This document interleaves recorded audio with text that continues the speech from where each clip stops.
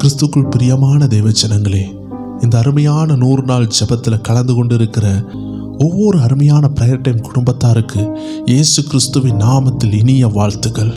நீங்கள் எந்த பகுதியில் இருந்து இந்த அருமையான பிரேயர் டைம் சேனலோடு இணைந்து ஜெபித்தாலும் கர்த்தருடைய விசேஷித்த அபிஷேகம் உங்கள் மேலே இறங்கும்.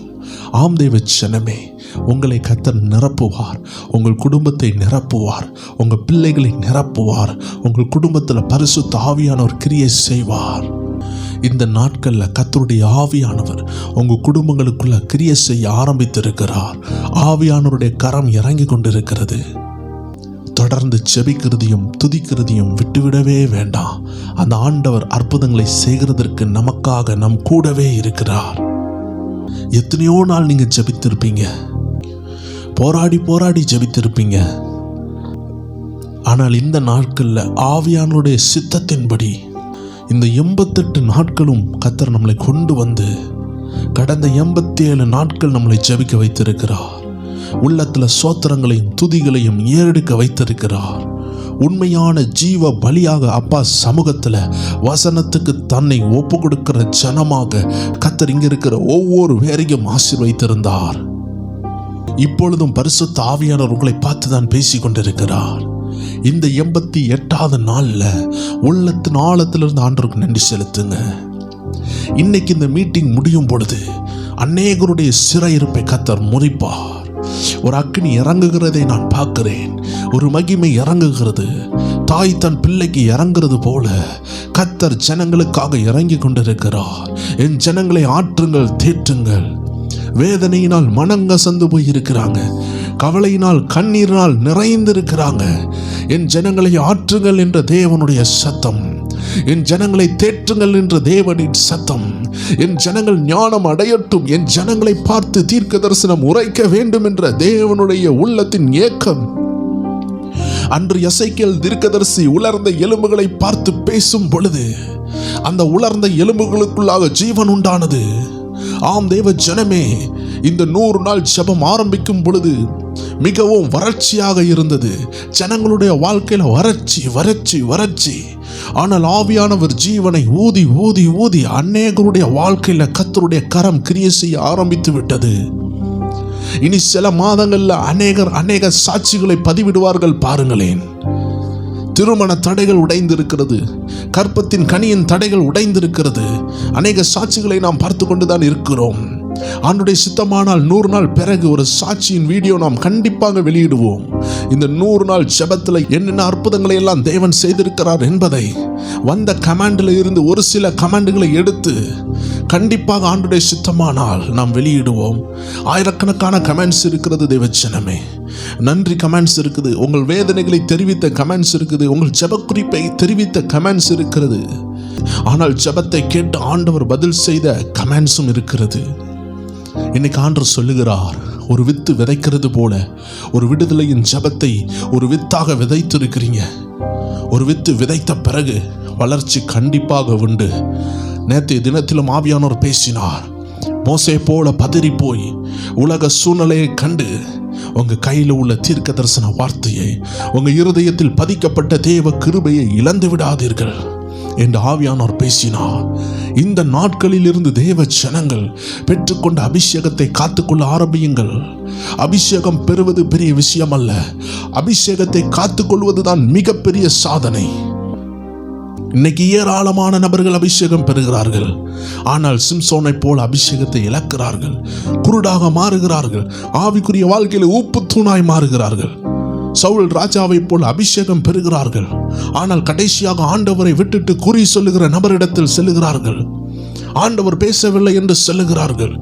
தேவ ஜனமே, இந்த 100 நாள் ஜெபத்தில் அட்டன் பண்ணி கொண்டிருக்கிற எந்த தேவ ஜனமும் வானமண்டல பொல்லாத ஆவியினால், இருளின் அந்தகார ஆவியினால், ஆண்டவருக்கு பிரியமில்லாத இந்த மாதிரி காரியங்கள்ல, உலக பில்லி சூன்யங்கள்ல போய் மாட்டிவிடக் கூடாது. தேவன் தாமே உங்களை பாதுகாப்பாராக. அப்படிப்பட்ட எண்ணங்களுக்கு என்னை விலக்கி காத்துக்கொள்ளுங்க என்று தேவ ஜனங்கள் ஜெபிக்க வேண்டும். அநேக விசுவாசத்தில் பலவீனம் உள்ள ஜனங்கள் உண்டு. ஆண்டவர் சொல்லுகிறார், அப்படி மட்டும் செய்யாதீர்கள். கர்த்தர் சில நன்மையான காரியங்களை செய்து கொண்டிருக்கிறார். உங்க குடும்பத்தில் நன்மையான காரியங்கள் வருகிறது. அதற்காக தான் இயேசு கிறிஸ்துவின் ரத்தம் சிந்தப்பட்டது. அதனால்தான் பரிசுத்த ஆவியானவர் இறங்கி வந்தார். அந்த ஆவியானவர் உங்கள் வீட்டுக்குள்ள வர சித்தமா இருக்கிறார். உங்களை நடத்த சித்தமா இருக்கிறார். அன்னைக்கு 120 மேல் இறங்கி வந்த ஆண்டவர் இன்னைக்கு உங்க குடும்பங்கள்ல வர சித்தமா இருக்கிறார். உங்களை ஒரு கருவியாக பயன்படுத்த போகிறார். எல்லாரும் உள்ளத்துல நன்றி நிறைந்த இருதயத்தோடு, ஆண்டவரே, இத்தனை நாள் நாங்கள் ஜெபத்தை விதைக்க, உங்கள் தீர்க்க தரிசன வார்த்தை எங்கள் இருதயத்தில் விதைக்க, உங்கள் ஆவியானவர் பேசுகிறதை உணர, எங்களை பலப்படுத்த நீங்கள் தந்த ஒவ்வொரு வார்த்தைக்கும் நன்றி அப்பா. நீர் எங்களோடு இடைப்பட்டீர் என்று நாங்கள் விசுவாசிக்கிறோம் அப்பா. எங்களை பார்த்து உங்கள் ஆவியானவர் ஊதி இருக்கிறார். அன்று எசேக்கியேல் மூலமாக கர்த்தருடைய ஆவியானவர் உலர்ந்த எலும்புகளை எழுப்பாற்றினது போல இன்னைக்கு இந்த 100 நாள் ஜெபத்துல ஒவ்வொரு உலர்ந்த அனுபவங்களையும் கர்த்தர் மாற்றிக்கொண்டிருக்கிறார். எல்லாரும் உள்ளத்தின் ஆழத்திலிருந்து நன்றி செலுத்துவோமா? இதுவரை உதவினவர் இனியும் மகா பெரிய காரியங்களை செய்து உங்களை ஆசீர்வாதங்களால் நிரப்புவாராக. எல்லாரும் நன்றி நிறைந்த இருதயத்தோடு, அப்பா, என்னை உம்முடைய சமூகத்தில் விட்டு கொடுக்கிறேன்ப்பா. இதுவரைக்கும் என்னை நடத்தி வந்தீரே. எத்தனையோ நபர்கள் இன்னைக்கு பூமியில மரித்து போனார்களே. இந்த வருடம் தொடங்கினவர்கள் இந்த வருடத்தை முடிக்கவில்லையே. ஆனால் எங்களை நீர் காப்பாற்றி எங்கள் வாழ்க்கையில கரிசனை உள்ளவராய் இருந்து இந்த அருமையான 100 நாள் ஜெபத்தை ஏதோ ஒரு இடத்துல இருந்து கர்த்தருடைய ஆவியானவர் கொண்டு வந்து நீங்க இருக்கிற இடத்துல உங்க கையில கொடுத்திருக்கிறார்னா, உங்க உயர்வை நேசிக்கிற ஆண்டவர் இதை செய்திருக்கிறார். ஆம் தேவ ஜனமே, இது ஏதோ ஒரு சபையிலிருந்து நடத்தப்படுகிறது அல்ல, ஏதோ ஒரு சபை சார்ந்த விஷயம் அல்ல. இது கர்த்தருடைய ஆவியானவர். தேசத்தில் ஜனங்கள் பாடுபடுகிறார்கள், விடுதலை வேண்டும், தற்கொலை பண்ணுகிறார்கள், வியாதியில் துவண்டு போகிறார்கள். அவர்களுக்கு நம்பிக்கையின் வார்த்தை, அவர்களுக்கு ஊற்றுண்ட தைலம், பரிமள தைலம், காயங்களை ஆற்றும் தைலம், நல்ல ஔஷதத்தை கர்த்தருடைய ஆவியானவர் கொடுத்து கொண்டிருக்கிறார். நான் எப்பொழுதும் சொல்லுகிறது ஒரே ஒரு விஷயம்தான், எல்லா டினாமினேஷன் வேறுபாடு இன்றி நாம் எல்லாரும் இணைந்திருக்கிறோம். சிறியோர் பெரியோர் எல்லாரும் கர்த்தருக்கு முன்னாடி வந்திருக்கிறோம். ஆண்டவர் சொல்லுகிறார், நான் உங்களை மறக்கவில்லை. எத்தனை பேர் சொல்லுவீங்க, அப்பா நீங்க என்ன மறக்கல, என்னை விட்டு கொடுக்கல என்று சொல்லுகிற தேவச்சனம் இதற்குள் இருக்கிறீர்களா? அப்படிப்பட்ட தேவச்சனங்கள் எல்லாரும் இருக்கிற இடங்கள் ஆண்டவரை பார்த்து சொல்லுங்களேன், என்னை நீங்க விட்டு கொடுக்கலப்பா. எத்தனை பேர் ஆள சொல்ல முடியும்? விட்டு கொடுக்கலையே, என்ன விட்டு விலகலையே, விட்டு கொடுக்கலையே, என்ன விட்டு விலகலையே. மாறாத உங்க அன்ப நினைச்சு பார்க்கிறேன், மறவாத உங்க மார்பில் சாய்ந்து மகிழ்கிறேன். மாறாத உங்க அன்ப நினைச்சு பார்க்கிறேன், மறவாத உங்க மார்பில் சாய்ந்து மகிழ்கிறேன். சொல்லுங்க, விட்டு கொடுக்கலையே, என்ன விட்டு விலகலையே, விட்டு கொடுக்கலையே, என்ன விட்டு விலகலையே. துருத்தியில் தண்ணீர் இல்ல, துறவையே தந்தீங்க. துருத்தியில் தண்ணீர் இல்ல, துறவையே தந்தீங்க. ஆகாரின் அழுகைய ஆனந்தமா மாத்தினீங்க. ஆகாரின் அழுகைய ஆனந்தமா மாத்தினீங்க. விட்டு கொடுக்கலையே, என்ன விட்டு விலகலையே, விட்டு கொடுக்கலையே, என்ன விட்டு விலகலையே. மாறாத உங்க அன்பு. எத்தனை பேர் சொல்றீங்க தேவச்சனமே, மாறாத உங்க அன்பை நினைச்சு பார்க்கிறப்பா. எத்தனை போராட்டங்கள் வந்தது, எங்களை காப்பாத்தினீங்களே. மாறாத உங்க அன்பை நினைச்சு பார்க்கிறேன், மறவாத உங்க மார்பில் சாய்ந்து மகிழ்கிறேன். ஒருக்கா கூட விட்டு கொடுக்கலையே, என்னை விட்டு விலகலையே, ஓ விட்டு கொடுக்கலையே, என்னை விட்டு விலகலையே. வனாந்திரம் வாழ்வென்றேன், வயல்வெளியாய் வந்தீரே. வனாந்திர வாழ்வென்றேன், வயல்வெளியாய் வந்தீரே. வற்றாத நீரூற்றாய் என்னையும் நீர் மாற்றினீரே. வற்றாத நீரூற்றாய் எல்லாரும் சேர்ந்து விட்டு கொடுக்கலையே, என்ன விட்டு விலகலையே, விட்டு கொடுக்கலையே, என்ன விட்டு விலகலையே. மாறாத உங்க அன்பை நினைச்சு பார்க்கிறேன், மறவாத உங்க மார்பில் சாய்ந்து மகிழ்கிறேன். ஓ மாறாத உங்க அன்பை நினைச்சு பார்க்கிறேன். எத்தனை பேர் நினைத்து பார்ப்பீங்க? ஆண்டவரை எங்கேயோ கடந்த என்ன இங்க கொண்டு வந்திருக்கிறீரே அப்பா. விட்டு கொடுக்கலையே, விட்டு விலகலையே, என்ன விட்டு கொடுக்கலையே, என்ன விட்டு விலகலையே. கேட்பாரற்றிருந்தேன் கேடகமாய் வந்தீரே, கேட்பாரற்றிருந்தேன் கேடகமாய் வந்தீரே, கேட்கும் முன்பாக கேளாததை. எத்தனை பேர் விசுவாசத்தை சொல்றீங்க? நம்ம கேட்கறதுக்கு முன்னாடியே எல்லாமே தருகிற நல்ல ஆண்டவர் ஆராதிக்கிறோம். ஆமென் ஆமென். விட்டு விலகலையே, ஆமென் ஆமென். விட்டு கொடுக்கலையே, என்ன விட்டு விலகலையே.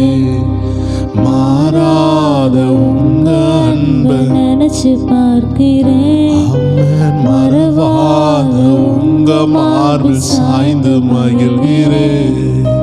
மாறாத உங்க அன்பை நினைச்சு பார்க்கிறேன், ஆமென் ஆமென். மறவாத உங்க மார்பில் சாய்ந்து மகிழ்கிறேன். ஓ விட்டு கொடுக்கலையே, விட்டு விலகலையே, என்ன விட்டு கொடுக்கலையே, என்ன விட்டு விலகலையே. மனுஷனை பார்க்கையில மனமுடைந்து போயிருந்தேன். எத்தனை பேர் சொல்றீங்க? மனுஷனை பார்த்து பார்த்து நான் மனமுடைந்து போனேப்பா. ஆனா மன்னவன பார்க்கையில மறுரூபம் ஆகிவிட்டேன்.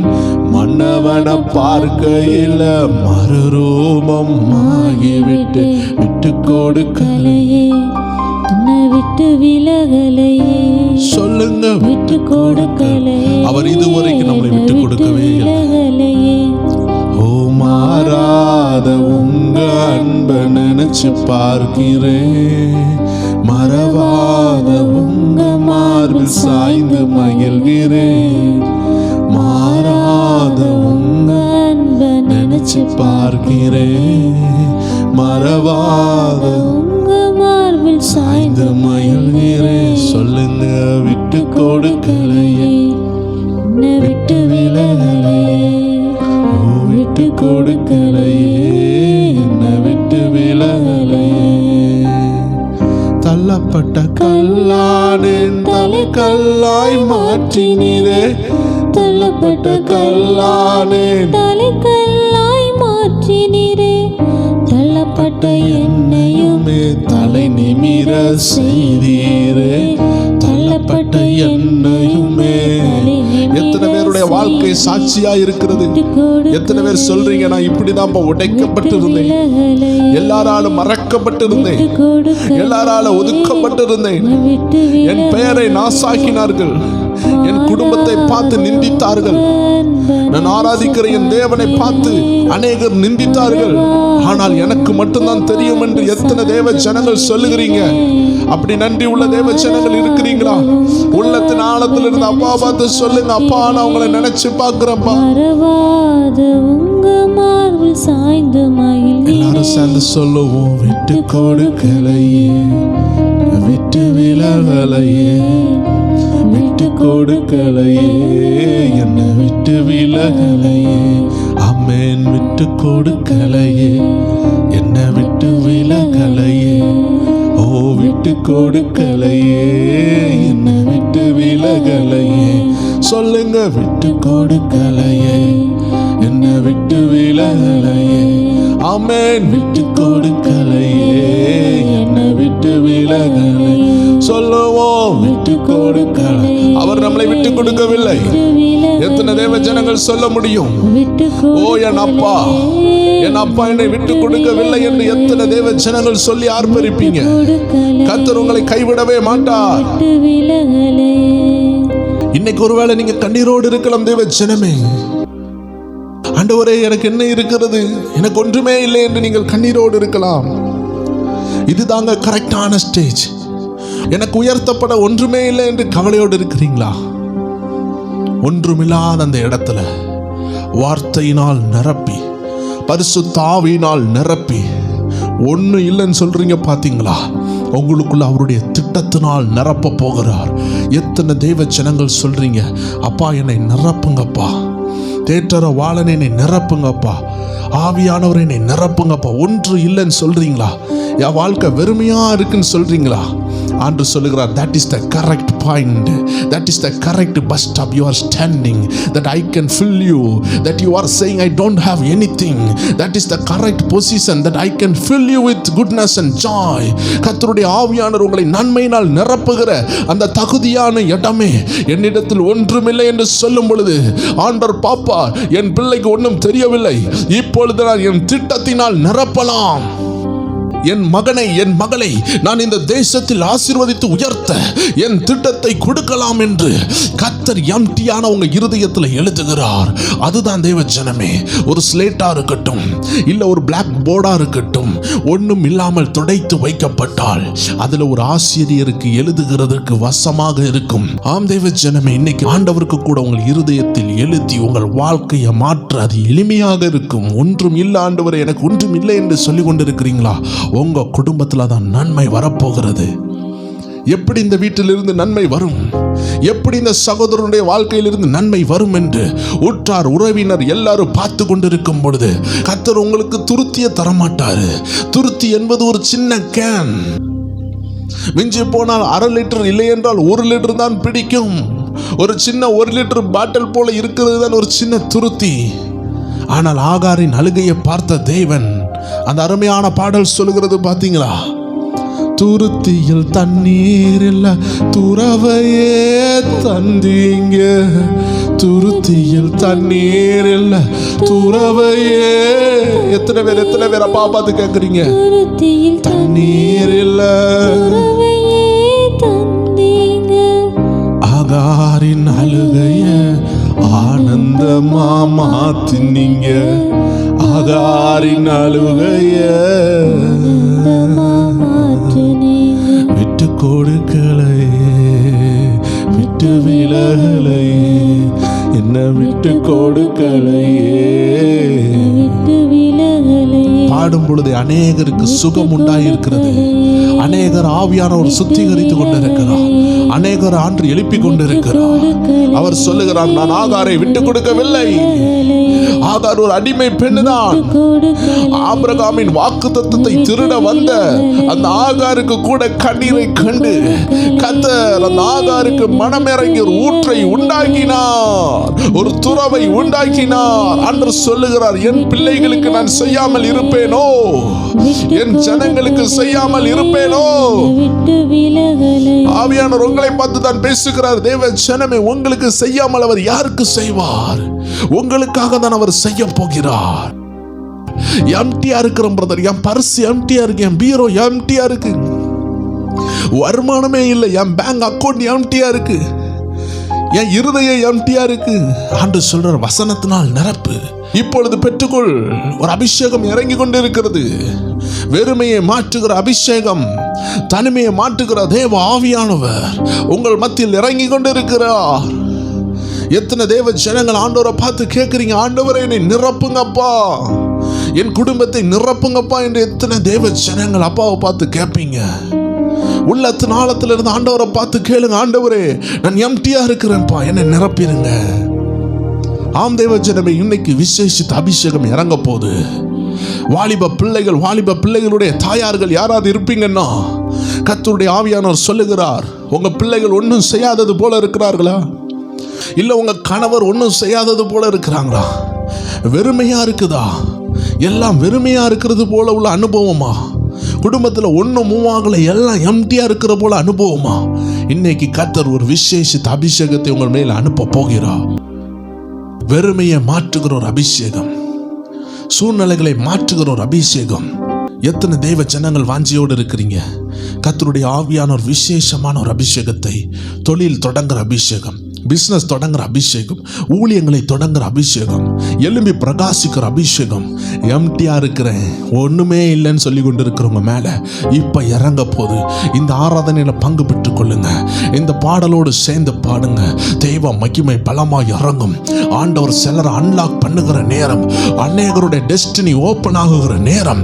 ஒன்றும் இல்லைன்னு சொல்லி கொண்டு இருக்கிற தெய்வ ஜனமே, உன் கையில தான், உன் கையில தான், உன் கரத்துல தான் வாக்குத்தத்தத்தை கொடுத்து, அபிஷேகத்தை கொடுத்து உன்னை அழைத்தவர் உயர்த்துகிற நேரம் வந்திருக்கிறது. எத்தனை பேர் சொல்லுவீங்க? என்னை நீரப்பும் இயேசு தெய்வமே, இன்று நீரப்பும் உந்தன் ஆவியால். சொல்லுவோம், என்னை நீரப்பும். வாஞ்சையா கேட்போமா? தெய்வமே ஆமென். இன்று நீரப்பும் உந்தன் ஆவியால், என்னை நீரப்பும் என் இயேசு தெய்வமே, இன்று நீரப்பும். இன்னைக்கு நிரப்புவார். இன்னைக்கு வாக்குத்தத்தம் மேல இறங்கும், அபிஷேகம் இறங்கும். கட்டு உடைந்து புதிய திட்டங்களை கர்த்தர் தருவார். உங்களை கொண்டு பெரிய காரியங்கள் நடக்கும். என்னை நீரப்பும் இயேசு தெய்வமே, ஹல்லேலூயா. இன்று நீரப்பும் ஆமென், ஆமென். உந்தன் ஆவியால் பேய்களை ஓட்டி நோய்களை போக்கும் பலனே வாருமே. எத்தனை பேர் கேப்பீங்க? பேய்களை பேய்கள் ஓடும், இருளின் ஆவிகள் ஓடும், பலவீனங்கள் மாறும், பலன் வரும், வல்லமை வரும்.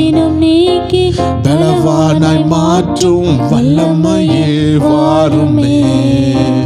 எங்கள் பலவீனம் நீக்கி பலவானாய் மாற்றும் ஒரு அபிஷேகம் இறங்குது. அப்பாவை பார்த்து மட்டும் கேளுங்க, இறங்கட்டும் அப்பா. என் மேல ஒரு விசேஷித்த அபிஷேகம் இந்த உலகத்துல ஜொலிக்கணும் ஆண்டவரே. உங்க வசனத்துக்கு நான் கீழ்ப்படியணும் அப்பா. என்னை கெட்டி இழுக்கிற பாவ கயிறுகள் உடைவதாக என்று கேளுங்க. கர்த்தருடைய அக்கினி இறங்கி கொண்டிருக்கு. தேற்றரவாளன் பரிசுத்த ஆவி தேற்றிட.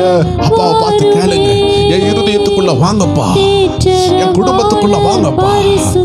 அநேகரை காயப்படுத்தி இருக்கிற வல்லமைகள் இப்பொழுது எரிந்து கொண்டு இருக்கிறது.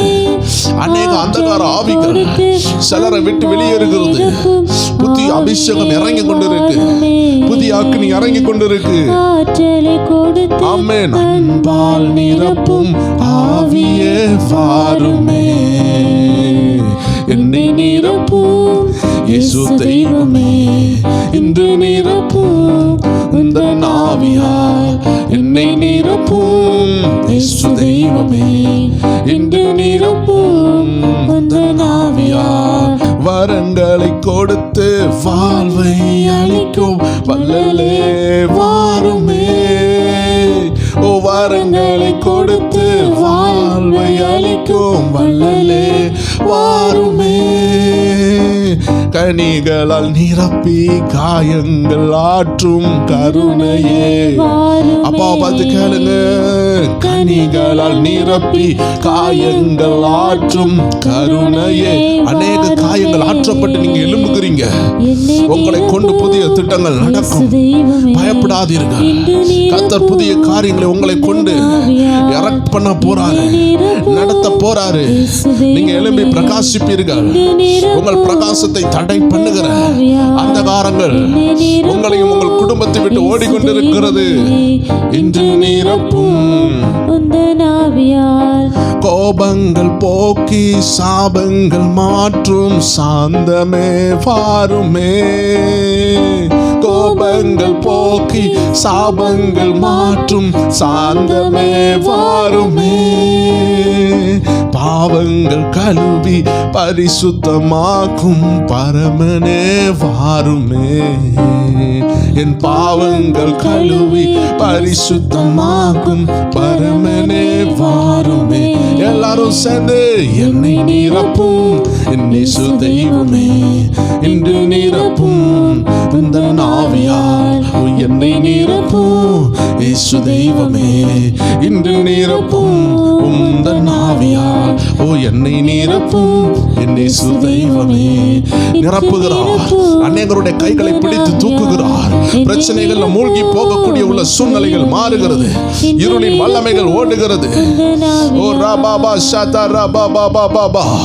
இன்று நிரப்புகிறார். இன்று நிரப்புகிறார். கர்த்தருடைய வல்லமைகளை நிரப்பி கொண்டிருக்கிறது.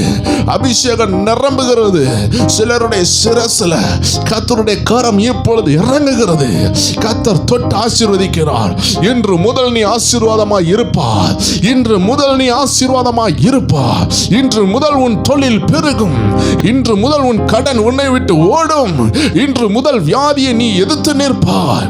இன்று முதல் சாபங்கள் ஆசீர்வாதமாய் மாறுகிற நேரம். கர்த்தருடைய பலத்த கை உங்கள் மேல் இறங்குகிற நேரம்.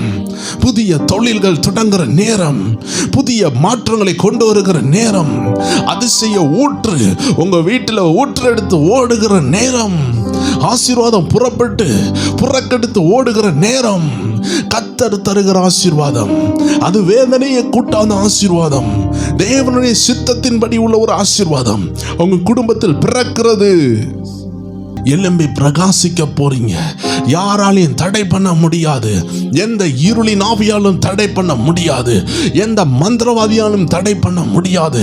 நீங்க சோர்ந்து போனா மட்டும்தான் தடையாகும். ஆண்டவர் சொல்லுகிறார், சோர்ந்து போகாத எலும்பு என்று சொல்லுகிறார்.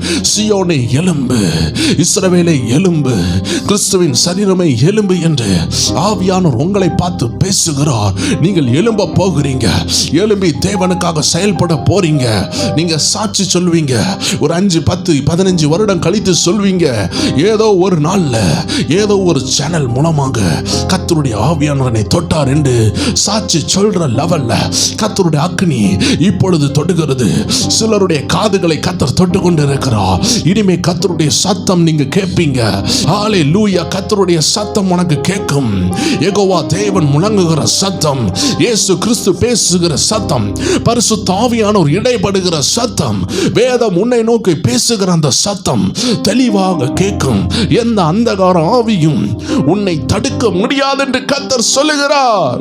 எழும்புவீர்கள், எழும்புவீர்கள். உன்னை ஒரு பாறை அடைத்திருக்கலாம், தீச்சூளை மூடி இருக்கலாம், சிங்க கபிக்குள்ள இருக்கலாம்.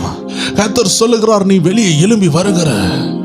ஒரு அரச மரம் பாருங்களேன், எங்க இருந்தாலும் அது பிடுங்கி எழும்பி மேல வரும். அதை தடுக்க நினைக்கிற எந்த பில்டிங்கும் அது கவத்தி போடும். எந்த பாறையும் அது பிளந்து மேலே எழும்பும்.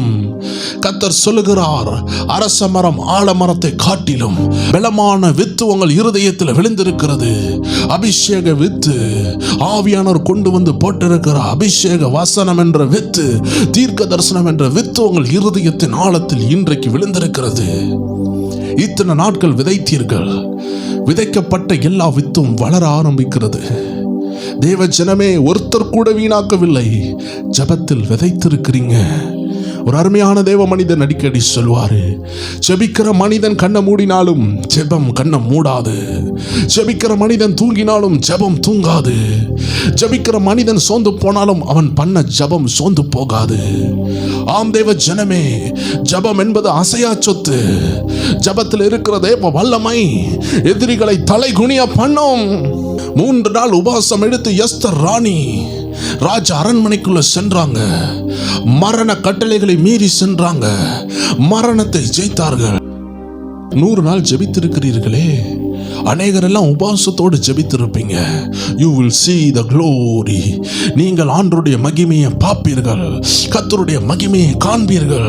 கர்த்தருடைய ஆவியானவருடைய வெளிச்சத்தை காண்பீர்கள். இன்றைக்குள்ள நிலைமையை பார்த்து உங்களை கணக்கிடாதீர்கள். இன்னைக்குள்ள கடனை பார்த்து சோர்ந்து போகாதீர்கள். இன்னைக்குள்ள சூழ்நிலையை வைத்து உங்கள் எதிர்காலத்தை அற்பமாய் நினைக்காதீர்கள்.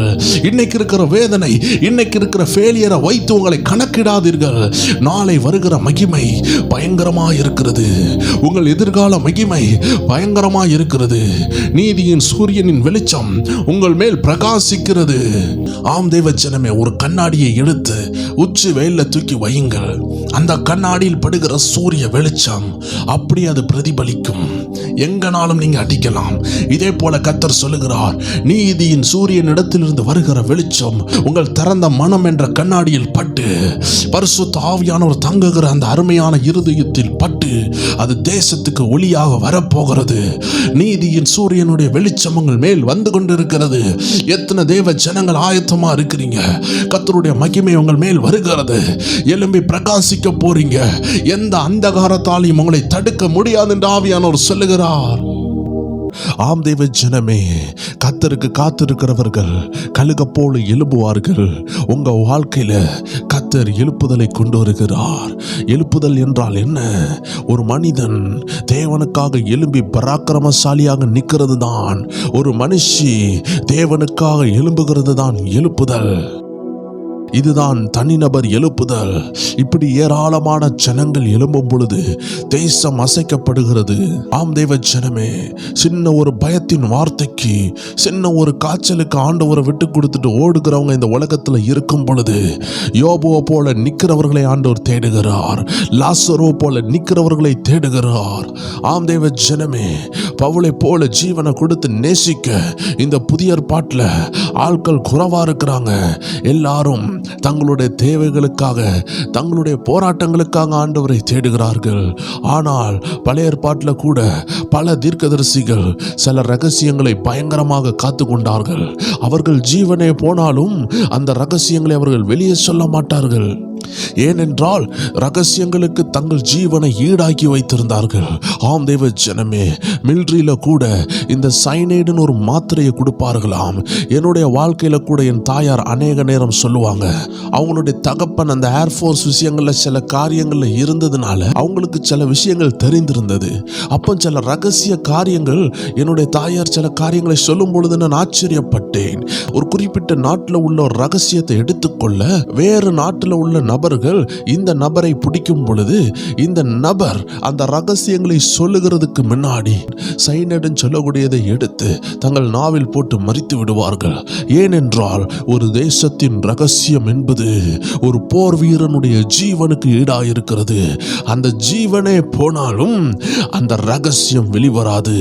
இதுதான் தேவ ஜனமே, யுத்த வீரர்கள், யுத்த வீராங்கனைகள். ஆம் தேவ ஜனமே, கர்த்தர் இந்த நாட்கள் அப்படிப்பட்ட நபர்களை தேடுகிறார். அப்படிப்பட்ட நபர்களை கொண்டுதான் தேசத்தை கலக்க முடியும். தன் ஜீவனுக்கு பயப்படுகிறவர்களை கொண்டு ஆண்டவருக்காக ஒன்றும் செய்ய முடியாது. ஆண்டவருடைய வார்த்தை தெளிவாக சொல்லுகிறது, உங்கள் ஜீவனை அவருடைய அனுமதி இன்றி யாராலையும் எடுக்க முடியாது. எந்த மந்திரவாதியாலையும் எடுக்க முடியாது, எந்த வியாதியாலையும் எடுக்க முடியாது, எந்த சூழ்நிலையாலும் எடுக்க முடியாது. பவுல் அப்போஸ்தலனுடைய வாழ்க்கையை வாசித்து பாருங்கள். எத்தனை போராட்டங்கள், எத்தனை அடிகள், பிரம்பினால் அடிகள், கல்லெறிதல், கப்பல் சேதங்கள், திருடரால் வந்த சேதங்கள், நண்பர்களால் வந்த சேதங்கள், படகு உடைகிறது, பல இடங்கள்ல உபத்திரவங்கள்ல பாதிக்கப்பட்டும் அவருடைய ஜீவன் போகவில்லை. நமக்கு நன்று தெரியும், பவுல் அப்போஸ்தலரை மரிக்கிற அளவுல கல்லை போட்டு அடித்தார்கள்.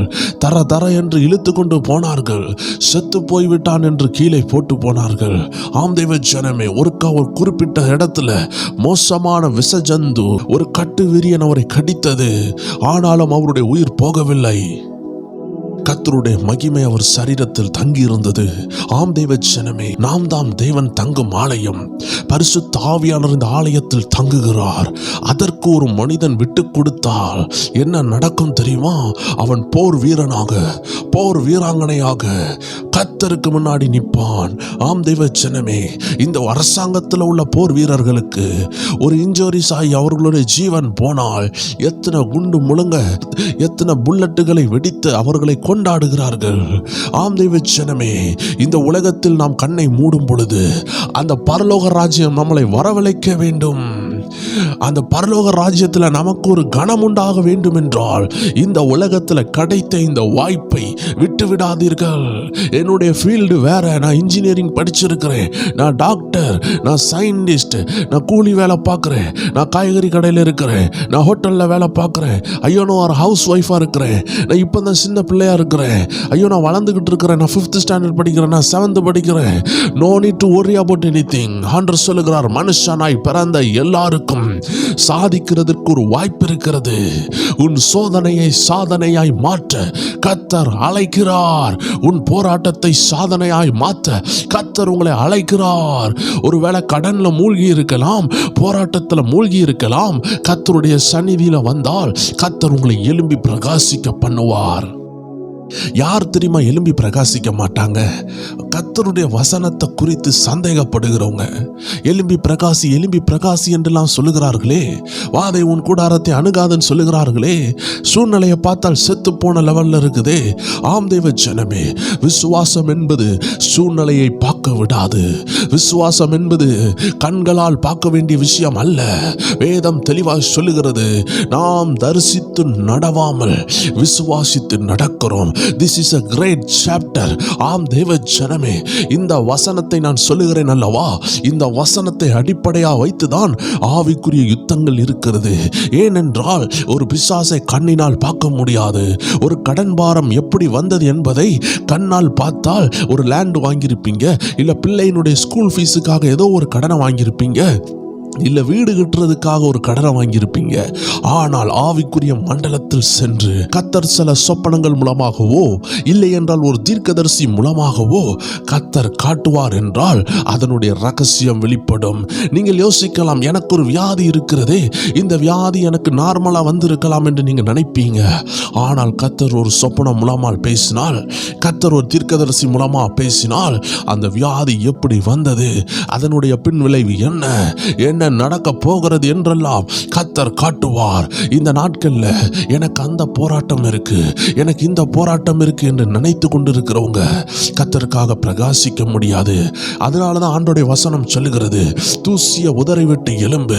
தூசி என்றால் என்ன? 10 கோடி கடன் இருந்தாலும் அது ஒரு தூசி போலதான் ஆண்டவர் பார்க்கிறார்.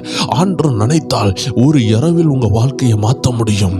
ஆண்டவர் நினைத்தால் தர்க்கத்தின் வெள்ளங்களை திருப்புகிறது போல 5 மினிட்ல உங்க 10 கோடி கடனை சாங்ஷன் பண்ண கர்த்தரால முடியாதா? முடியும் தேவ ஜனமே. இன்னைக்கு உங்களுக்கு உதவி செய்ய யாரும் இல்லதான், ஆனால் அந்த அபூர்வ விசுவாசத்தை உங்களில் இருந்து எனர்ஜைஸ் பண்ணி எழுப்புகிற கர்த்தருடைய வார்த்தை இருக்கிறது. பயப்பட வேண்டாம் என்று ஆண்டவர் சொல்லுகிறார். சந்தேகப்படாம நம்பணும். ஐயோ, நான் 1000 செய்தி கேட்டுட்டேன், 1000 தீர்க்கதரிசியை பார்த்துட்டேன். ஆம் தேவ ஜனமே, ஆண்டவர் முன்னாடி அப்படி நம்ம நிக்க கூடாது. ஆண்டவர் சொல்லுகிறார், எழும்பி பிரகாசி என்றால் எழும்பி பிரகாசிக்க வைப்பார். கர்த்தர் மேக மண்டலங்களை கிழித்து அவர் உங்களுக்கு தரிசனமாவார். ஆம் தேவ ஜனமே, இந்த நாட்கள்ல சோர்ந்து போவதை விட்டு எழும்பி பிரகாசிக்க கர்த்தருடைய வார்த்தை வருகிறது. ஏசாயா 60:1 சொல்லுகிறது, எழும்பி பிரகாசி, உன் ஒளி வந்தது, கர்த்தருடைய மகிமை உன் மேல் உதித்தது. இதை கேட்டுக்கொண்டிருக்கிற அருமையானவர்களே, கர்த்தருடைய வார்த்தை உங்களை நோக்கி தான் வருகிறது. உங்களை எழும்பி பிரகாசிக்க பண்ண போகிறார்.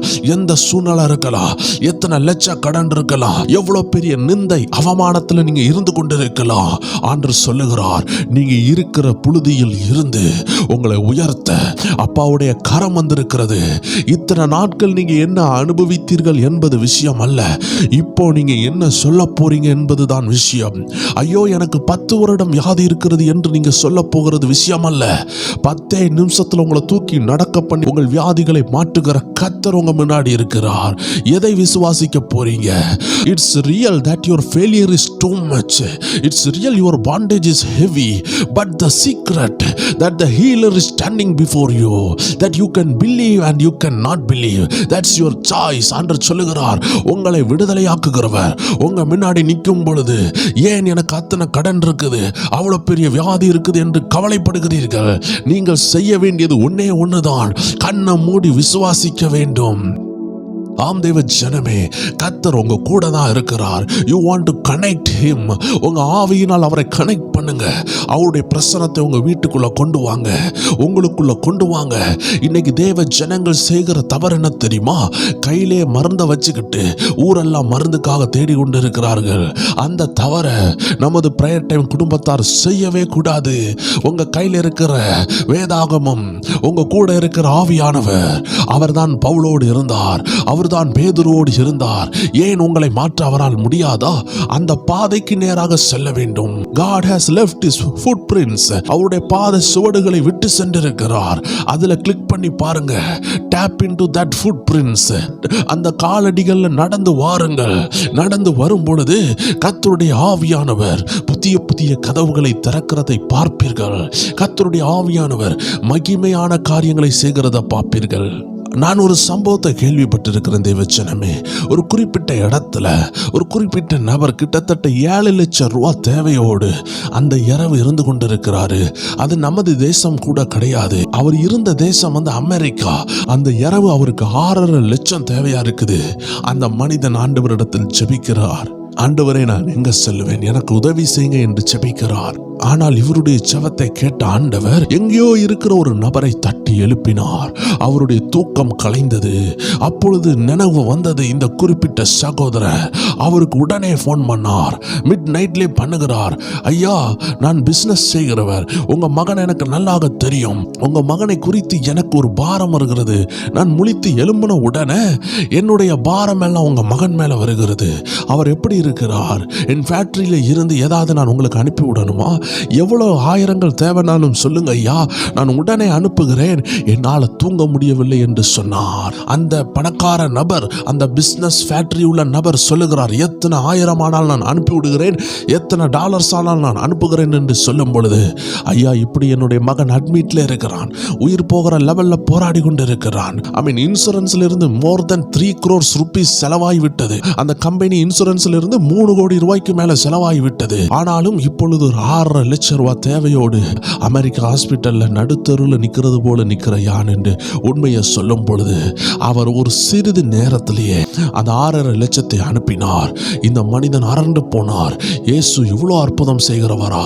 ஏனென்றால் அவர் முதல்ல ஆண்டவரை விசுவாசிக்கிறதுக்கு ஆயத்தமாய் கொண்டிருந்தார். ஆண்டவர் அவர் நம்பிக்கையை கனம் பண்ணினார். ஆம் தேவ ஜனமே, மொர்தெகாய்க்காக கர்த்தர் ராஜாவின் தூக்கத்தை கெடுத்தார். ஏன் உங்களுக்காக அவர் செயல்பட மாட்டாரா? தேவ ஜனமே, கர்த்தரோடு நெருங்குற வண்ணமாக நெருங்கி பாருங்கள். உங்க உள்ளான மனிதனை முற்றிலும் அர்ப்பணித்து தேவனை தேடி பாருங்கள். கர்த்தர் உங்களுக்காக அற்புதங்களை செய்வார். நான் சொன்ன அற்புதம் அருமையான தேவ ஊழியர் தாயப்பன் என்று சொல்லப்படுகிற அந்த அருமையான ஊழியருடைய வாழ்க்கையில நடந்த சம்பவத்தை தான் நான் உங்களிடத்தில் சொன்னேன். இது ஒரு கட்டுக்கதை அல்ல. நீங்க கூட இன்டர்நெட்ல பார்த்திருப்பீங்க, பல நேரம் நீங்க செய்திகள்ல பார்த்திருப்பீங்க. அழுகையும் ஆனந்த கழிப்பும் என்ற அருமையான சாட்சி. சிங்கப்பூரோ ஏதோ ஒரு தேசத்தில் அவருடைய மகன் வேலை செய்து கொண்டிருந்தார். வேலை செய்கிற நேரத்தில் 28 வயது உள்ள அந்த கம்ப்யூட்டர் இன்ஜினியரிங் பண்ணி கொண்டிருந்த அருமையான அந்த வாலிப சகோதரனுக்கு நடந்த அந்த அகோர விஷயங்கள்ல கர்த்தர் செய்த அற்புதத்தை தான் உங்கள் மத்தியில சாட்சியாக இன்று நான் சொன்னேன். ஆண்டவர் என்றும் அற்புதம் செய்கிறவர், மாற்றங்களை தருகிறவர். அவரை நம்ப வேண்டும், அவருக்காக நிற்க வேண்டும். ஆண்டவர் இன்னைக்கு உங்களை பார்த்தும் சொல்லுகிறார், உங்கள் அழுகை ஆனந்த களிப்பாய் மாறுகிறது. வருகிற நாட்கள்ல கர்த்தருக்காக நீங்க நிக்க போறீங்க என்று ஆண்டவர் சொல்லுகிறார். இன்னைக்குள்ள சூழ்நிலை வைத்து உங்களை கணக்கிடாதீர்கள். இன்னைக்குள்ள சூழ்நிலை வைத்து உங்கள் அபிஷேகத்தை தரகுறவாக நினைக்க வேண்டாம். ஆம் தேவ ஜனமே, தாவீது ஆடு மேய்த்து கொண்டிருக்கிறார். அவர் தலையின் மேல் ஒரு பலத்த அபிஷேகம் இருக்கிறது. அந்த அபிஷேகம் அவர் மேல வந்த பிறகும் உடனடியாக ராஜாவாக அவர் ஆகவில்லை. யோசேப்புடைய வாழ்க்கையில பெரிய திட்டம். ஆனால் அந்த திட்டத்துக்கு போற பாதையை பார்த்தா, ஐயோ, இந்த பாதையில போனா என் வாழ்க்கை நல்லா இருக்குமா என்று சொல்லப்படுகிற ஒரு கேவலமான ஒரு வழி நடத்துதல்ல தான் அவர் போய் கொண்டிருந்தார். சொந்த சகோதரர் குழியில தள்ளி போடுகிறது சந்தோஷமான விஷயமா தேவச்சனமே? எவ்வளவு மோசமான விஷயம், எவ்வளவு கீழ்த்தரமான விஷயம். சொந்த சகோதரர்கள் கொல்லணும்னு நினைக்கிறாங்க. ஆம் தேவ ஜனமே, கர்த்தர் உங்களை கொண்டு போகிற பாதை மோசமாய் இருக்கலாம். ஆனால் அந்த பாதையில் இருந்து கொண்டு ஒரு நாளும் உங்கள் அழைப்பையோ, உங்களை அழைத்தவரையோ, உங்கள் அபிஷேகத்தையோ நீங்கள் சந்தேகப்படக்கூடாது. ஏனென்றால் நீங்க போற பாதை வனாந்தரமாய் இருந்தாலும் போய் சேருகிற பாதை கானானா இருக்கும். வந்த வழிதான் மோசமான வழி, வந்து சேர்ந்த இடம் கானானா இருக்கும். எத்தனை பேர் விசுவாசிக்கிறீங்க? திருமணம் ஆகிறதுக்கு தாமதமாய் கொண்டிருக்க, ஆனால் திருமணம் நடக்க போற ஏரியா கானானா இருக்கும். இன்னைக்கு எத்தனையோ நபர்கள் உங்க வயசுல உள்ளவர்கள் திருமணமாய் வாழ்ந்து கொண்டிருப்பார்கள். அநேகர் இயேசு இல்லாமல் இருப்பார்கள், அநேகர் இயேசுவை ஏற்றுக்கொண்டிருப்பார்கள். ஆனால் வாழ்க்கையில தேவனுக்காக சாதித்திருக்க மாட்டார்கள். ஆண்டவர் சொல்லுகிறார், காத்திருக்கிற தேவ பிள்ளையே, நீ தேவனுக்காக சாதிக்க வேண்டியது இருக்கும். அதனாலவே கர்த்தர் உனக்காக சிலதை தாமதப்படுத்தியிருப்பாரு. ஆண்டவர் எப்பொழுதுமே திட்டத்தை மதிக்கிறவர். 38 வருஷம் கட்டப்பட்டு இருக்கிறான். அவனுக்கு முன்னாடி ஆண்டவர் போய் கேட்கிறார், நீ சுகமாக விரும்புகிறாயா? இது என்னையா கேள்வியா இருக்கிறது? நான் 38 வருடமா கட்டப்பட்டு இருக்கிறேன். ஒவ்வொரு வருடம் இந்த பெதஸ்தா குளம் கலக்கப்படும் பொழுது நான் முயற்சி பண்ணுகிறேன். ஆனாலும் என்னால் எழும்பி நடக்க முடியாது. எனக்கு முன்பாக யாராவது சென்று விடுவார்கள். இப்பொழுது நான் எழும்பி நடக்க வேண்டாம் என்று நினைக்கிறீங்களா என்று அவன் கேட்கலாம். அந்த இடத்தில் நடந்த விஷயம் என்ன தெரியுமா தேவச்சனமே? 38 வருஷமாக ஒருத்தன் வியாதியில் இருக்கும் பொழுது வாழ்க்கை கசந்து போய்விடும், நம்பிக்கை இழந்து போய்விடும். ஆனாலும் அவனுடைய நம்பிக்கை இழக்கவில்லை. அவன் சொன்னது என்ன தெரியுமா? நான் எழும்பி நடக்க விரும்புகிறேன். நம்மளை போல வேற யாராவது இருந்திருந்தா என்ன சொல்லுவோம்? டிப்ரெஸ்டா இருந்திருப்போம். 38 வருஷங்க, 3 வருஷம் இல்லை, 3 வருஷத்துல இன்னைக்கு டிப்ரெஸ் ஆயிடுறாங்க. 38 வருஷம் விடா நம்பிக்கை. எத்தனை தேவ ஜனங்கள் புரிகிறது? அன்னைக்கு 38 வருஷம் அவன் காத்திருந்ததுனால எல்லாருக்கும் நடந்த அற்புதம் அவனுக்கு நடக்கல. அவனுக்கு விசேஷித்த அற்புதம். நீ ரொம்ப காத்திருக்கிறாயா தேவ ஜனமே? உனக்கு விசேஷித்த அற்புதம். ஆண்டவர் சொல்லுகிறார், காமன் பிளெஸிங்ல கிரவுட் நிறைய இருக்குது, அன்காமன் பிளெஸிங்ல நான் உங்களை கொண்டு வந்திருக்கிறேன். அப்படி என்றால் என்ன? எல்லாருக்கும் நடக்கிறது போல ஒரு நல்ல வேலை, எல்லாருக்கும் கிடைக்கிறது போல ஒரு திருமண வாழ்க்கை, எல்லாருக்கும் கிடைக்கிறது போல ஒரு பிள்ளை கிடைச்சா it's a common blessing. It's a common blessing. அப்படி என்றால் என்ன? அது எல்லாருக்கும் கிடைக்கிற காமனான ஆசீர்வாதம். எல்லாருக்கும் திருமணமாகும், குழந்தை செல்வம் உண்டாகும், அந்த குழந்தையை படிக்க வைப்பாங்க, அதை கட்டி கொடுப்பார்கள், அதற்கு ஒரு வீடை கட்டுவார்கள், அதற்கு ஒரு திருமணம் உண்டாகும், அதற்கு ஒரு பிள்ளை உண்டாகும். இப்படியே ரீசைக்கிள். ஒரு வண்டி சக்கரம் போல அது ஓடிக்கொண்டே இருக்கும். ஆனால் இந்த சக்கரம் எங்க நிற்கிறதோ அங்கதான் இயேசு வருகிறார். உங்க வாழ்க்கையில ஏதோ ஒரு தடை வந்திருக்கிறதா? ஏதோ ஒரு டிலே வந்திருக்கிறதா? ஏதோ ஒரு தாமதம் வந்திருக்கிறதா? ஏதோ ஒரு போராட்டம் இருக்கிறதா? அங்க இயேசுவை நீங்கள் பார்க்கலாம். வாழ்க்கை சுமூகமா சுத்தும் பொழுது இயேசுவை பார்க்க முடியாது.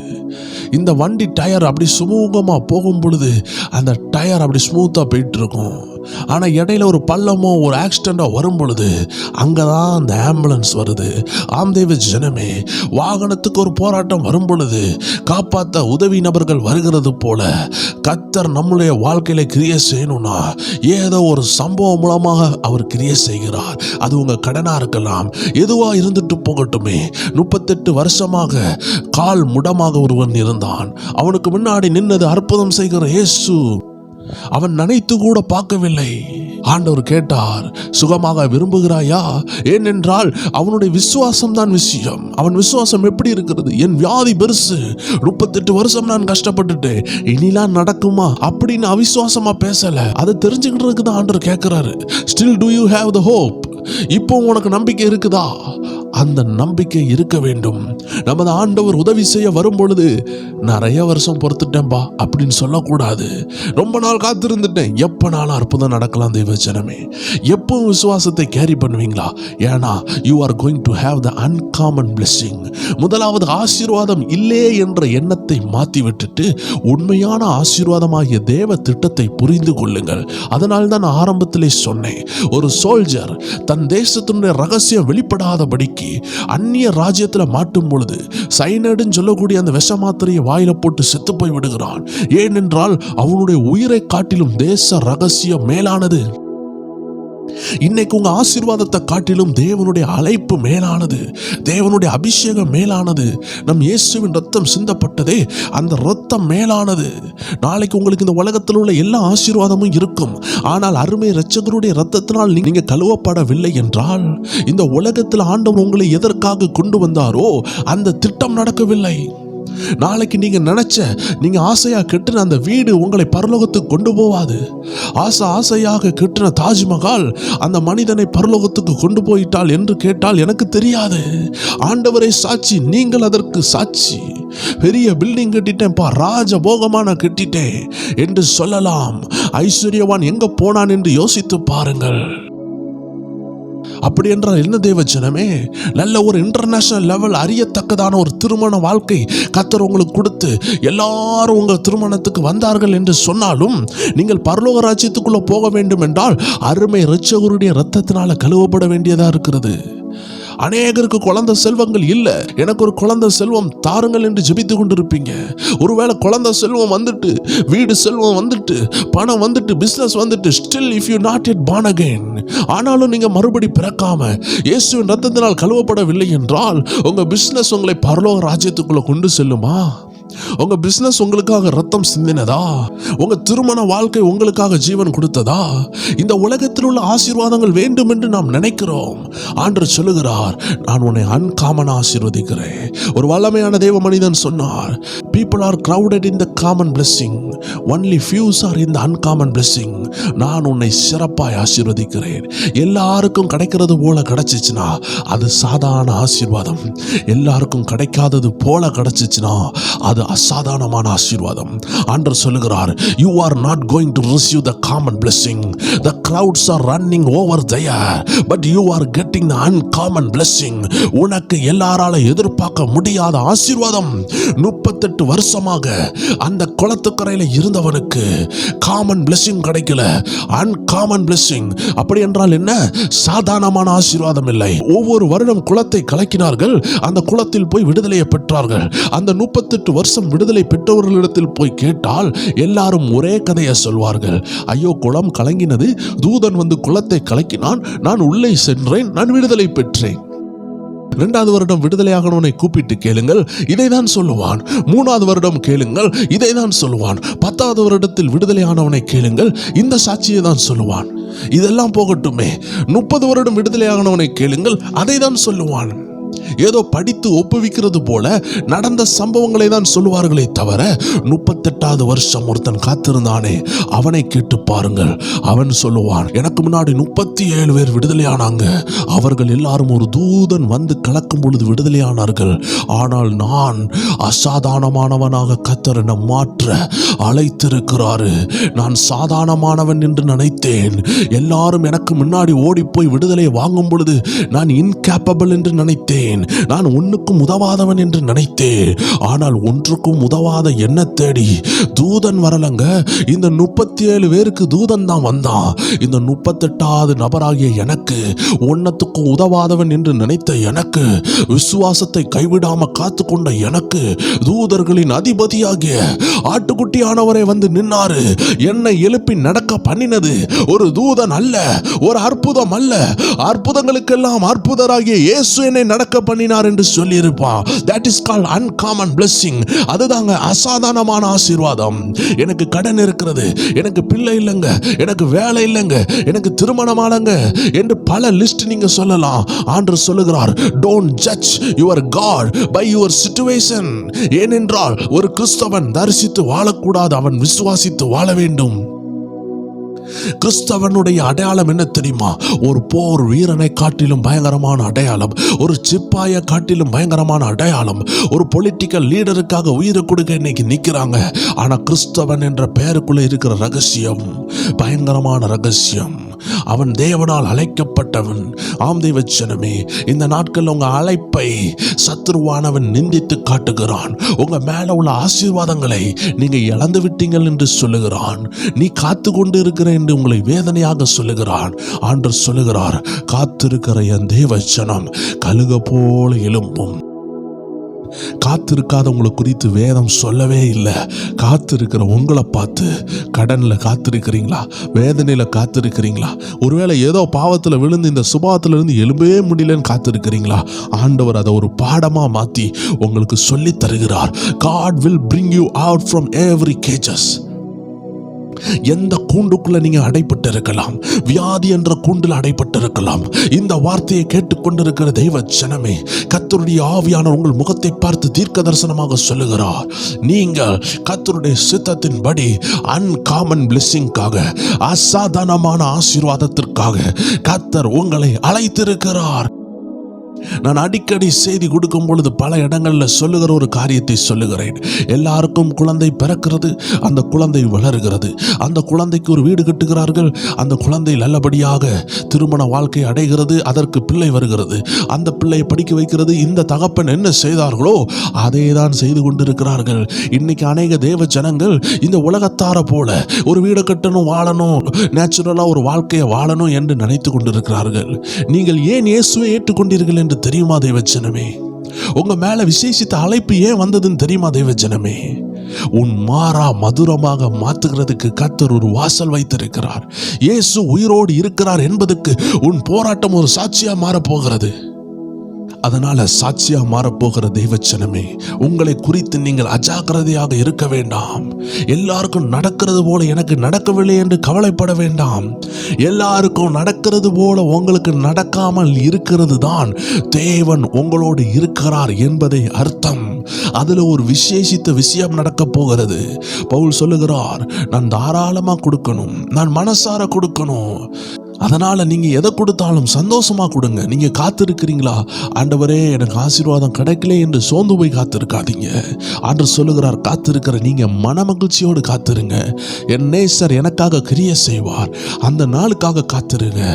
ஆண்டவரே, இந்த போராட்டம் எதற்கு என்று அறிந்து கொண்டு அதுல நீங்க வல்லவர்களாய் மாற கர்த்தர் அழைக்கிறார். போராட்டத்தை கண்டு பின்வாங்க கர்த்தர் அழைக்கல. போராட்டம் வந்தது ஒரு நோக்கத்திற்காக வந்தது. கோலியாத்து வந்தான், அதற்கு பின்னாடி ஒரு நோக்கம் இருந்தது. காரணம் என்ன? அப்பதான் அந்த தேசத்துக்குள்ள மறைஞ்சிருக்கிற தாவீது வெளியே வருவான். சிங்கக்கவி வந்தது, அப்பதான் தானியேல் யாருன்னு வெளியே தெரியும். செங்கடல் வந்தது, அப்பதான் அந்த செங்கடலை பிளந்து வர பண்ணுகிற ஒரு தேவன் இருக்கிறார். அந்த செங்கடலை பிளந்து வந்த தேவ ஜனத்தின் பேர் இஸ்ரவேல், இஸ்ரவேலர். அவர்களை எகிப்தியர் அடிமையாக வைத்திருந்தார்கள் என்று சாட்சி எரிகோ வரைக்கும் போனது. ராகாப் ஸ்திரீ சொல்லுகிறாள், ஐயோ உங்க சாட்சிகளை கேட்டோம், எங்கள் இருதயம் எல்லாம் உருகி போகிறது. உங்கள் தேவன் எவ்வளவு வல்லவராய் இருக்கிறார். ஆம் தேவஜனமே, நீங்க படுகிற பாடு சரித்திரமாய் மாறும். எங்கேயோ ஒரு இடத்துல உங்க சாட்சியை சொல்லி கொண்டிருப்பார்கள். ஒருவேளை உங்க சாட்சி நீங்க பாடுபட்டது ஏதோ ஒரு குடிசையில இருக்கலாம், ஆனால் கோபுரத்தில் உங்களை பத்தி பேசி கொண்டிருப்பார்கள்.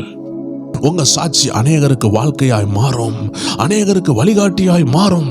அப்படிப்பட்ட ஹிஸ்டரி மேக்கர்ஸ் தான் இதுக்குள்ள உட்கார்ந்து இருக்கிறீங்க. அப்படிப்பட்ட சரித்திரத்தை எழுதுகிறவர்கள் தான் உள்ள இருக்கிறீங்க. நீங்க எழும்புவீர்களா? கர்த்தருடைய ஆவியானவர் சொல்லுகிறார், நீங்க எழும்புனீங்கன்னா ராஜாக்களே ஆண்டு உங்க முன்னாடி அனுப்புவார். அந்த வசனம் அழகாக சொல்லுகிறது, எலிம்பி பிரகாசி, உன் ஒளி வந்தது, கர்த்தருடைய மகிமை உன் மேல் உதித்தது. இதோ இருள் பூமியையும் காரிருள் ஜனங்களையும் மூடும், ஆனாலும் உன்மேல் கர்த்தர் உதிப்பார், அவருடைய மகிமை உன் மேல் காணப்படும். பாருங்க தெய்வச்சனமே, ஒருவேளை நீங்க சிறு வயதுல இருந்து நீங்க சில நண்பர்களோடு இருக்கலாம். சில வாலிப பசங்கள்லாம் சின்ன வயசுல இருந்து ஆண்டவரை ஆராதிப்பாங்க. ஆனா கூட இருக்கிற சகோதர நண்பர்களுக்கு சொல்லவே மாட்டாங்க சுவிசேஷத்தை. கடைசி வரைக்கும் இயேசுப்பா பத்தி சொல்ல மாட்டாங்க. ஆனா அப்படிப்பட்ட சகோதரர்கள் இங்க இருக்கிறீங்கன்னா நீங்க புரிந்து கொள்ளுங்க. உங்க கூட காஃபி கொடுத்து, உங்க கூட பைக்ல வந்து, உங்க கூட எல்லா கஷ்டத்திலையும் நல்லதுலையும் பங்கெடுத்த அந்த நல்ல நண்பனுக்கு நீங்க இயேசுவை சொல்லலதான். ஆண்டு சொல்லுகிறார், இந்த உலகம் எப்படி இருக்குது, காரிருள்ல மூடப்பட்டு இருக்குது. ஆனா உனக்கு ஒரு ரகசியம் தெரியும் தெரியுமா? உன் கூட இருந்தவங்களுக்கும் அது தெரியாது. ஆனா உனக்கு ஒரு ரகசியம் தெரியும், உன் கூட இயேசு இருக்கிறார். இன்னைக்கு உலகத்தார் கூட செல்போன் இருக்குது, கம்ப்யூட்டர் இருக்குது, பெரிய டெக்னாலஜி இருக்குது, படிப்பு இருக்குது. ஆனா தேவ ஜனத்தினுடைய வீட்டில் பரலோகத்தை கம்யூனிகேட் பண்ணுகிற, தேவ ஆலோசனை இறங்கி வருகிற, தேவ சத்தம் இறங்கி வருகிற அந்த மகா வெளிச்சம் வந்து இருக்குது. அந்த வெளிச்சத்துக்கு தாவீது இடம் கொடுத்தாரு, அந்த வெளிச்சத்துக்கு தானியேல் இடம் கொடுத்தாரு, அந்த வெளிச்சத்துக்கு யோசேப்பு இடம் கொடுத்தாரு, அந்த வெளிச்சத்துக்கு எஸ்தர் இடம் கொடுத்தாங்க. பாருங்க, அந்த வெளிச்சத்துக்கு சிம்சோன் இடம் கொடுத்தாரு. ஆனா அதே சிம்சோன் கொஞ்சம் பாவத்துக்கும் இடம் கொடுத்ததுனால அதனுடைய விளைவு உங்களுக்கு தெரியும். பாருங்க, இந்த வெளிச்சம் யூதாஸ்காரியத்துக்கு வந்தது. அவன் முற்றிலும் தன்னை பாவத்துக்கு விட்டு போட்டதுனால அந்த வெளிச்சம் அவனை விட்டு போனது.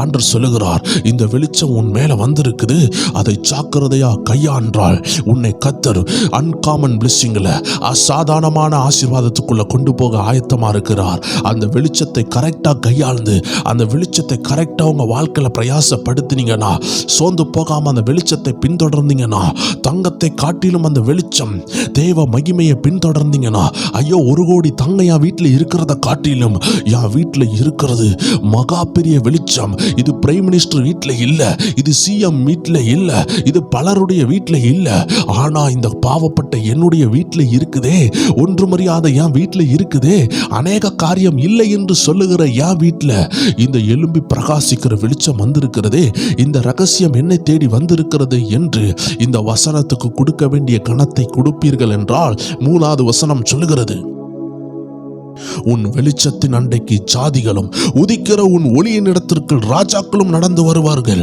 ஆம் தேவ ஜனமே, இது நடக்கும் நடக்கும் நடக்கும் என்று ஆவியானவர் சொல்லுகிறார்.